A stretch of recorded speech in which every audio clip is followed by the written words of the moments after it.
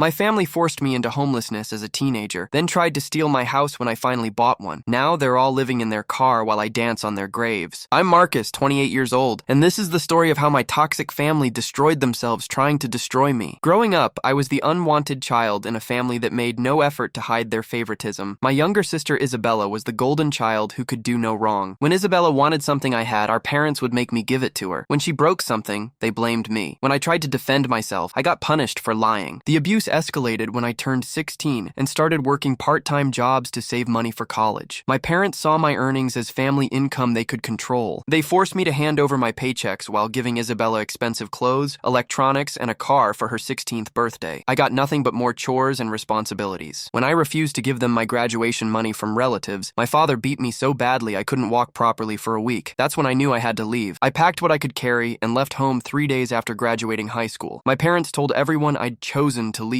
because I was ungrateful and rebellious. For the next decade, I lived in shelters, crashed on friends' couches, and worked multiple jobs to survive. I put myself through community college and then a 4-year degree. My family never contacted me during those years. No birthday calls, no holiday invitations, no checking if I was alive. I was dead to them the moment I refused to be their ATM. I worked construction during the day and delivered pizza at night. I lived in a studio apartment that was barely bigger than a closet, saving every penny I could. By age 27, I'd saved enough for a down payment on a small house in the suburbs. Nothing fancy, but it was mine. I'd broken the cycle of poverty and abuse through sheer determination. I posted photos of my new home on social media, proud of what I'd accomplished, despite having no family support. That post changed everything. Within 48 hours, my entire family showed up at my door unannounced. My parents, my sister Isabella, her husband Jake, and their 3 young children. They acted like nothing had happened, like they hadn't thrown me out and ignored me for 10 years. They barged into my house without being invited and started making themselves comfortable. "Surprise!" my mother exclaimed. "We thought we'd come see what you've accomplished. We're so proud of you for finally getting your life together." I was too shocked to react immediately. These people had destroyed my teenage years, forced me into homelessness, and now they were acting like loving family members. Isabella immediately started critiquing my furniture and decor. "This place has potential," she said condescendingly. "With the right touches, it could actually be nice." Her husband Jake was measuring rooms with his eyes and commenting on the layout. Their kids were running around, touching everything and leaving dirty handprints on my walls. My father sat down in my favorite chair like he owned it. "Son, this place is too big for just one person. Isabella's family needs more space than our house can provide." That's when I realized this wasn't a friendly visit. They had come to take my house away from me, just like they'd taken everything else when I was younger. Isabella launched into a sob story about how cramped they were living with our parents, how the kids needed their own rooms, how Jake's job was closer to my neighborhood. "It just makes sense," she said with fake tears in her eyes. "You don't have a family, so you don't really need all this space. We could take over the house payments, not pay me for the house, not buy it from me. Take over the payments while I presumably went back to being homeless, just like when I was 18. I told them absolutely not. This was my house that I'd bought with my own money. They had no right to ask me to give it up for their convenience. My mother's mask slipped immediately. "After everything we've done for you, this is how you repay us? Family is supposed to help family. What exactly have you done for me?" I asked. "You threw me out as a teenager and ignored me for 10 years. You never helped me with anything." My father stood up aggressively. "We raised you, fed you, put a roof over your head for 18 years. You owe us for that. Now it's time to give back." I laughed out loud. They thought basic parenting was something I owed them for. They actually believed I should be grateful for the abuse and favoritism. Isabella got nastier when charm didn't work. "You're just bitter because you never had a real family. At least help us give our children a proper home." Jake chimed in that I was being selfish by keeping a whole house to myself when they had kids who needed stability and space. I told them all to leave immediately. This was my home and they weren't welcome here. I'd worked for 10 years to afford this place and wouldn't be giving it up. They refused to leave. My mother planted herself on my couch and declared they weren't going anywhere until I agreed to let Isabella's family move in. "We'll wait as long as it takes," she said smugly. "You'll come to your senses eventually. You always do when you realize how much you need us." That's when I called the police. I told them my family was trespassing in my home and refusing to leave when asked. They were not welcome, and I wanted them removed. While waiting for the cops, my family tried every manipulation tactic they'd used on me as a child. Guilt, anger, threats, fake tears, promises they'd never kept before. When the police arrived, my family tried to claim this was a misunderstanding, that we were just having a family discussion about living arrangements. I showed the officers my deed and mortgage paperwork, proving this was my house. I explained that these people had cut contact with me for a decade and now wanted to take my home. "This is harassment," I told the officers. "They're trying to force me out of my own house so they can move in without paying anything." The police ordered my family to leave immediately. They warned that returning without permission would result in arrests for criminal trespassing. As they were being escorted out, Isabella screamed that I was a selfish bastard who didn't deserve the house since I had no children to fill it with. My mother shouted that she was ashamed to have raised such an ungrateful son who would abandon his family when they needed help most. After they left, I thought that would be the end of it. I was wrong. That was just the beginning of their campaign to steal my house. The next week, I came home from work to find my locks had been changed. There was a moving truck in my driveway, and my family was moving their belongings into my house. Isabella answered my door with a smug smile. "We decided to move in while you were at work. It's easier this way without all the drama and arguing." I called the police again. While waiting for them to arrive, I discovered my family had broken a window to get inside and changed all the locks. Jake had somehow convinced a locksmith that he lived there and needed new locks installed. They'd fabricated a story about losing their keys after a breakup. When the police arrived, Isabella tried to claim they had a rental agreement with me. She actually produced fake documents that looked official, but had obviously forged signatures. "This is fraud," I told the officers. "Check the signatures. That's not my handwriting. I never agreed to rent my house to anyone." The police compared the fake signatures to my ID and confirmed they were forgeries. They arrested Isabella and Jake for breaking and entering, fraud, and criminal trespassing. My parents were allowed to leave with the grandchildren, but they were warned that any further contact would result in arrest for harassment. Isabella and Jake spent 3 days in jail before making bail. When they got out, they were facing multiple felony charges that could send them to prison for years. I thought spending time in jail would teach them a lesson. Instead, it made them more desperate and dangerous. They'd lost their jobs due to the arrests and were running out of options. 2 weeks later, I woke up at 3 a.m. to my smoke detector screaming. My house was on fire. I barely escaped through a bedroom window before the flames reached me. The fire department found evidence of arson. Someone had poured gasoline around my foundation and lit it. Security cameras I'd installed caught everything on video. The footage showed Jake sneaking around my house at 2:30 a.m. with a gas can, pouring accelerant around the perimeter and lighting it with a torch. He thought destroying my house would force me to move back in with family or become homeless again, making me dependent on them like when I was younger. The fire destroyed most of my house and all my belongings. I lost everything I'd worked for, including family photos and mementos from my grandfather who died when I was young. Jake was arrested for arson and attempted murder. The prosecutor said I was lucky to be alive since the fire was set while I was sleeping inside. Isabella was charged as an accomplice since phone records showed they'd planned the arson together. She'd been the lookout while Jake set the fire. My parents weren't directly involved in the arson, but they'd enabled and encouraged the escalating criminal behavior. They lost custody of Isabella's children temporarily. The insurance money from my house fire allowed me to buy a bigger, better home in a different neighborhood. I installed a comprehensive security system and told no one my new address. But my family found me anyway. They hired a private investigator to track me down, spending money they didn't have on their obsession with controlling my life. This time they came with a lawyer and tried to claim I owed them restitution for ruining their lives by pressing charges when they tried to steal my house. The lawyer quickly realized their case was frivolous and dropped them as clients when they couldn't pay his fees. But the harassment continued through other means. They started calling my workplace, claiming I was dangerous and unstable. They contacted my neighbors with lies about me being a criminal or drug dealer. Isabella created fake social media accounts to spread rumors about me online. She posted my address and phone number, encouraging strangers to harass me. I hired my own lawyer and filed restraining orders against all of them. The judge granted the orders immediately after seeing the evidence of their escalating behavior. The restraining orders prohibited them from contacting me directly or indirectly, coming within 500 feet of my home or workplace, or posting about me online. Violating the restraining orders would result in immediate arrest and additional criminal charges. Finally, I had legal protection from their harassment. But my family couldn't let go of their obsession with controlling me. They violated the restraining orders repeatedly, each violation adding to their growing list of criminal charges. Isabella was arrested 5 times in 6 months for violating her restraining order. She kept showing up at my house, my work, and places she knew I shopped. Jake was sentenced to 5 years in prison for the arson. Isabella got 3 years for her role in the conspiracy. My parents were charged with harassment and stalking. While they were dealing with legal consequences, I was rebuilding my life. I got promoted at work, started dating a wonderful woman, and began planning our future together. My new house was everything I'd dreamed of, spacious, secure, and completely free from toxic family interference. I'd finally found peace after years of chaos. The financial stress of legal fees and lost income destroyed my family's stability. They lost their house to foreclosure and were evicted from their rental apartment. With Isabella and Jake in prison and criminal records that made employment difficult, my parents couldn't maintain their lifestyle. They ended up living in their car. I learned about their homelessness from a mutual acquaintance who thought I might want to help them. I didn't. They'd chosen this path through their own criminal behavior. The irony was perfect. They'd forced me into homelessness as a teenager, then tried to make me homeless again as an adult. Now they were homeless themselves. I felt no sympathy for their situation. They'd created their own problems through greed, entitlement, and criminal behavior. They deserved everything that happened to them. My parents tried to reach out through mutual relatives, begging for money or a place to stay. I told everyone they'd burned their bridges permanently through their actions. Isabella wrote me letters from prison, alternating between between threats and pleading for forgiveness. I returned every letter unopened and donated her commissary money to charity. Jake tried to blame me for their children being placed in foster care. He claimed I'd destroyed their family by refusing to share my house with them. I reminded the social worker that Jake had tried to murder me by setting my house on fire while I slept. The children were safer without parents who committed violent crimes. My parents eventually found temporary housing in a homeless shelter, but they were kicked out for fighting with other residents and stealing food from the kitchen. Last I heard, they were living in their car behind a Walmart, using the store's bathroom facilities and begging for money from customers. Isabella was released from prison after serving 2 years, but she couldn't find stable housing or employment with her criminal record. She's living in a halfway house now. Jake still has 3 years left on his sentence. When he gets out, he'll be a convicted felon with limited job prospects and no family support system. Their children are thriving in foster care with a family that actually loves and protects them. They're getting therapy to deal with the trauma of their biological parents' behavior. I've been happily married for 2 years now. My wife and I bought a larger house in an exclusive neighborhood with excellent security systems. We're expecting our first child next spring. Our baby will grow up knowing what real family love looks like, without toxic manipulation and abuse. Sometimes I drive past the Walmart where my parents live in their car. I don't stop or acknowledge them, but I enjoy seeing the consequences of their choices. They destroyed their own lives through greed and entitlement. They lost their house, their freedom, their children, and their dignity trying to steal mine. The family that forced me into homelessness as a teenager is now homeless themselves. The poetic justice is more satisfying than I ever imagined it could be. I sleep peacefully in my beautiful home, knowing that the people who tried to destroy me have destroyed themselves instead. Their suffering is entirely self-inflicted. They thought they could bully me into submission like when I was young and powerless. Instead, they learned that I'd grown strong enough to fight back and win. My success is the best revenge against people who tried to keep me down. Every achievement is proof that I didn't need them to build a good life. They wanted to take everything from me again. Instead, they lost everything while I gained more than I ever dreamed possible. That's real justice. I'm not the scared teenager they threw out anymore. I'm a successful adult with resources, allies, and legal protection. They can't hurt me now. Their attempts to steal my house backfired spectacularly. Instead of making me homeless, they made themselves homeless while I upgraded to an even better home. The family that thought they owned me learned that I'd become someone they couldn't control or manipulate. Their power over me was gone forever. I dance on their metaphorical graves every day by living well without them. My happiness is built on the foundation of their failures and poor choices. They taught me what family shouldn't be. Now I'm building a real family based on love, respect, and support instead of abuse and exploitation. My parents raised me to be their servant. Instead, they created someone strong enough to survive anything they could do to me and successful enough to outlast them. Isabella thought she deserved everything I worked for simply because she was the favorite child. She learned that entitlement doesn't overcome hard work and determination. Jake thought he could intimidate me into submission through violence. He discovered that I had more resources and better lawyers than he expected. They all underestimated me because they remembered the powerless teenager they'd abused. They didn't realize I'd grown into someone who could fight back and win. The greatest victory is that their children will grow up in a loving home instead of the toxic environment that created Isabella and damaged me. I broke the cycle of abuse by refusing to enable their behavior. Now the next generation has a chance to grow up healthy and loved. My family destroyed themselves trying to destroy me. I'm living proof that you can overcome any obstacle if you're willing to work hard and never give up. They're living in a car behind Walmart because they chose crime over honest work, entitlement over earning what they wanted, and hatred over love. I'm living in a beautiful home with people who genuinely care about me because I chose hard work over shortcuts, earning over stealing, and love over revenge. The difference between us is that I learned from my suffering while they only learned to cause more suffering. That's why I succeeded, and they failed. They thought family meant having the right to take whatever they wanted from each other. I learned that real family means supporting each other's success. My wife and children will never experience the abuse I survived. They'll grow up knowing they're valued for who they are, not what they can provide. The house my family tried to steal was just the beginning. I've built a life they could never take away because it's based on genuine relationships and honest achievement. They lost everything they had trying to take what wasn't theirs. I gained everything I wanted by working for it honestly and protecting it from people who tried to steal it. That's the difference between victims and survivors. Victims stay trapped in cycles of abuse. Survivors break free and build something better. I'm not just surviving anymore. I'm thriving in ways my family never could because they never learned how to create value instead of just taking it from others. Their homelessness is temporary, but their criminal records and burned bridges will follow them forever. They'll never fully recover from the consequences of their choices. My success is permanent because it's built on skills, relationships, and resources they can't take away. I've become everything they tried to prevent me from becoming. The scared teenager they threw out has become the successful adult they'll never be. That transformation is my ultimate victory over their abuse and manipulation. But the story doesn't end there, because 3 years later, my family's situation got so much worse that even I started to feel uncomfortable about their suffering. My parents had been living in their car for over a year when winter hit hard. scared. The Walmart parking lot wasn't heated, and they were struggling with hypothermia and malnutrition. A social worker contacted me through my lawyer, explaining that my parents were eligible for emergency housing assistance, but needed a family member to co-sign the application. I told the social worker that these people had tried to murder me by setting my house on fire. I wouldn't be helping them secure housing or anything else, but she persisted, explaining that my father had developed diabetes and needed regular medical care. My mother had early signs of dementia and was becoming increasingly confused. "They're your parents," she said. "Surely you can find it in your heart to help them during their final years, regardless of past conflicts." I explained that calling our relationship past conflicts was like calling the Holocaust a disagreement about living arrangements. These people had destroyed my childhood and tried to kill me. The social worker seemed shocked by the details I provided. She hadn't been told about the arson conviction or the restraining orders when she was asked to reach out. Still, calls kept coming from different agencies trying to get me to take responsibility for my parents' welfare. They were becoming a burden on the system. My mother's dementia was worsening rapidly. She'd been found wandering the streets in her nightgown, confused and unable to remember where she lived. My father couldn't care for her alone while managing his own diabetes. They were both declining quickly without proper medical care and stable housing. Isabella had been released from prison but was struggling with addiction issues. She'd started using drugs in prison and couldn't maintain sobriety on the outside. She'd been arrested twice for prostitution and once for stealing prescription medications. Her parole officer was considering sending her back to prison for violating terms. Jake was scheduled for release in 6 months, but he'd been involved in several prison fights and had his sentence extended by an additional year. Their children, now 8, 10, and 12 years old, had been adopted by their foster family. They were thriving academically and emotionally in their new stable home. The adoption agency had contacted me about possibly maintaining contact with my nieces and nephew, but I declined. They were better off without any connection to our toxic family. My wife Sarah and I had our first child, a beautiful daughter we named Emma. Holding her in the hospital made me think about family cycles and generational trauma. I wanted Emma to grow up understanding her family history, but not being burdened by it. She deserved to know why we didn't have contact with my biological family. That's when I decided to visit my parents for the first time in 4 years. Not to reconcile or help them, but to get closure and see the results of their choices firsthand. I found them in their car behind a different Walmart. The vehicle was filled with garbage bags of belongings and smelled of unwashed bodies and illness. My father had lost at least 50 pounds and looked decades older than his 58 years. My mother didn't recognize me at first and seemed confused about where she was. "Marcus," my father said uncertainly when I approached their car window, "is that really you? Have you come to take us home?" I told him I wasn't there to rescue them. I was there to see what they'd done to themselves and to tell them about their granddaughter they'd never meet. My mother kept asking who I was and why I was talking to them. The dementia had progressed to the point where she'd forgotten most of her past, including me. "She doesn't remember much anymore," my father said sadly. "Sometimes she thinks Isabella is still a little girl. Sometimes she doesn't remember having children at all." I felt a strange mixture of pity and satisfaction. The woman who'd emotionally tortured me for years couldn't remember doing it. Her mind had erased the very memories that defined our relationship. My father tried to apologize for everything that had happened. He claimed they'd been desperate and made poor decisions, but they'd never meant to hurt me seriously. I reminded him that setting my house on fire while I was sleeping inside wasn't a poor decision. It was attempted murder that could have killed me. "Jake did that, not us," he said weakly. "We never told him to burn your house down. We just wanted you to share what you had with family." I explained that enabling Jake's escalating behavior made them complicit in his crimes. They'd created the situation that led to him trying to murder me. Looking at them now, living in squalor and declining health, I realized my revenge was complete. They'd destroyed themselves more thoroughly than I ever could have, but I also realized that continuing to hate them was hurting me more than them. My mother couldn't remember our conflicts, and my father was too broken to fight anymore. I told my father that I forgave them, not because they deserved it, but because carrying hatred was poisoning my ability to be a good husband and father. "Forgiveness doesn't mean reconciliation," I explained. "I forgive you for my own peace of mind, but we'll never have a relationship. You chose this path with your actions." My father asked if he could see a photo of his granddaughter. I showed him one picture of Emma on my phone, then put it away. "She's beautiful," he said with tears in his eyes. "I wish things could have been different. I wish we could be a real family." I told him they'd had 28 years to be a real family and had chosen abuse and favoritism instead. Some choices can't be undone, no matter how much regret follows. Before leaving, I gave my father the phone number for a homeless services organization that could help them access medical care and emergency housing. I didn't do it out of love or obligation. I did it because watching people deteriorate in a parking lot, even people who'd hurt me, felt unnecessarily cruel. My father called the number that same day. Within a week, they were placed in transitional housing for seniors with medical needs. It wasn't much, but it was better than a car. I never saw them again after that visit. My father died of complications from diabetes 2 years later. My mother passed away 6 months after him, having never regained her memories. Isabella overdosed 3 months after my father's death. She'd been clean for almost a year, but relapsed after learning about his passing. Her addiction finally won. Jake was released from prison a month after Isabella's funeral. With no family support and a violent criminal record, he struggled to find housing or employment. He violated his parole within 6 months by failing to report to his parole officer and was sent back to prison for an additional 2 years. The children, now teenagers, were told about their biological parents' deaths, but chose not to attend the funerals. They'd built new lives with their adoptive family. I attended my parents' funeral, not out of love, but to confirm they were really gone. The service was small, just me, a few distant relatives, and the social worker who'd tried to help them. Standing at their graveside, I felt nothing but relief. The people who'd caused me so much pain could never hurt anyone again. The cycle of abuse died with them. My daughter Emma is now 3 years old and brings joy to every day. She'll grow up knowing she's loved unconditionally, without the fear and manipulation I experienced. My wife and I have built the kind of family I dreamed of as a child. One based on love, support, and respect, instead of favoritism and control. We've had 2 more children since Emma, a son named David and another daughter named Grace. Our house is filled with laughter instead of violence. I never told my children the full details of my family's story, but they know we don't have contact with my biological family because those people made harmful choices. When they're older, I'll explain more about generational trauma and the importance of breaking cycles of abuse. But for now, they just know they're safe and loved. The house I live in now is worth 3 times what my original house was worth before it was burned down. The insurance settlement allowed me to upgrade significantly. More importantly, this house is filled with people who chose to love each other instead of people who felt entitled to take whatever they wanted. My success in business has grown exponentially. I now own a construction company with 30 employees and annual revenue in the millions. The work ethic I developed, surviving my family's abuse, became the foundation for building something much larger than they ever could have imagined. I employ several people who come from difficult backgrounds, giving them the opportunities I wish I'd had when I was struggling to survive. Some of my employees know parts of my story. They understand that I believe in second chances for people who are willing to work hard and make better choices. But I also believe in consequences for people who choose to hurt others. My family learned that lesson too late to benefit from it. The private investigator my family hired to track me down still sends occasional reports to no one, since they're all dead now. I kept him on retainer just to see if anyone else from my past emerges. So far, no one has. The extended family members who knew about my parents' behavior have distanced themselves from the situation entirely. I've established a scholarship fund at my old community college for students aging out of foster care. It's funded by the money I would have inherited if my family had owned anything worth inheriting. Instead of inheriting abuse and trauma, I'm passing on opportunities for education and independence to young people who need a chance to build better lives. The scholarship is named after my grandfather, the only family member who ever showed me genuine kindness before he died when I was 12. Each year, I speak to the scholarship recipients about overcoming adversity and building success from nothing. I don't share the details of my family story, but they understand the message. Hard work and determination can overcome almost any obstacle. The people who try to hold you back often end up destroying themselves through their own toxic choices. My family thought they could force me back into the role of their victim by destroying what I'd built. Instead, they destroyed themselves while I built something even better. The teenager they threw out for refusing to be their ATM became a millionaire who employs dozens of people and supports his community. The house they tried to steal became the foundation for a real estate portfolio worth more than they could have imagined in their wildest dreams. The family they tried to break apart became stronger than any family they ever created because it's based on choice and love instead of obligation and fear. Their homelessness was temporary, but their legacy of failure and criminality will last forever. They'll be remembered only for the harm they caused and the opportunities they wasted. My success is permanent because it's built on principles they never understood: treating people with respect, working for what you want, and creating value instead of just taking it. The scared, abused teenager they tried to control became someone they could never touch, never manipulate, and never bring down to their level. Their attempts to steal my success only motivated me to achieve more success than they thought possible. Their hatred became the fuel for my determination. I sleep peacefully every night knowing that the people who tried to destroy me are gone, while everything they tried to take from me has grown beyond their wildest imagination. The best revenge isn't just living well, it's building something so substantial that your enemy's attempts to destroy it only make it stronger. My family learned too late that some people can't be broken, no matter how much pain you inflict on them. Some people use suffering as motivation to build something unbreakable. They thought they were teaching me to be their servant. Instead, they taught me to be strong enough to survive anything and successful enough to help others escape similar situations. The cycle of abuse they tried to perpetuate died with them. The cycle of success and generosity I started will continue through my children and the lives I've been able to touch. That's the real victory. Not just surviving their abuse, but transforming it into something that helps other people avoid or escape similar situations. My family's grave markers don't mention their crimes or failures. They just show their names and dates, but their real legacy is written in the lives they damaged and the opportunities they destroyed. My legacy is written in the family I've built, the business I've created, the employees families I've supported, and the students I've helped through scholarships. When I die, I'll be remembered for what I built, not what I survived. My children will inherit love and opportunity instead of trauma and dysfunction. The people who tried to steal my house ended up losing everything they had. The person they tried to make homeless again became wealthy enough to help others find homes. That's not just justice, it's transformation. Taking the worst thing that happened to you and turning it into the best thing you can do for others. My family gave me the greatest gift they could have given, though they never intended it. They showed me exactly what kind of person I never wanted to become. Every success I've achieved has been motivated by the determination to be everything they weren't. Honest, hardworking, generous, and loving to the people who matter. They failed at everything they attempted, including their final attempt to destroy me. I succeeded at everything I attempted, including building a life they could never touch. The house they tried to steal was just the beginning. The life I built on that foundation is something they never could have understood or appreciated. They're gone now, and the world is a little bit safer without people who would try to murder someone for refusing to give up their home. I'm still here, still building, still growing, still helping others, and still proving every day that some people are stronger than the worst things that happen to them.